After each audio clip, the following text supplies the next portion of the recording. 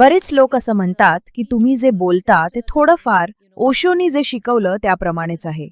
आणि शेवटी जेव्हा लोक मागे वळून पाहतात तेव्हा ओशोना एक कल्ट म्हटलं गेलं. मला अशा कोणावरही बोलायचं नाहीये जे आत्ता सध्या स्वतःचा बचाव करण्यासाठी इथं असू शकत नाहीत. खरंय. मला तसं करायला आवडत नाही. तर ते सोडून देऊ.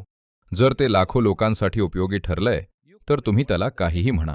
जर ते लाखो लोकांसाठी फायदेशीर ठरलंय तर तुम्हाला काय प्रॉब्लेम आहे? लोकांना ते ब्रेन वॉश वाटलं. मला वाटतं की बऱ्याच लोकांच्या ब्रेनला वॉशिंगची गरज आहे. मला वाटलं की धुणं म्हणजे स्वच्छतेचं काम आहे, अस्वच्छ करण्याचं नाही, हो ना?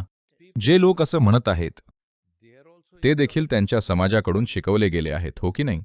एक मानव म्हणून तुम्ही कशाने तरी प्रभावित केले जाता, कारण मानवी जीवन हे 90% संस्कार आहे, फक्त 10% नैसर्गिक प्रवृत्ती आहे. खूप साऱ्या संस्कारांमुळे जर आईवडील संस्कार करतात तर ते देखील ब्रेनवॉश करत आहेत. जर शाळा शिकवते तर ते सुद्धा ब्रेनवॉश करतात. जर समाज आणि मित्र काही सांगतात तर ते पण ब्रेनवॉशच करतात. मग माझ्या बाबतीत काय प्रॉब्लेम आहे?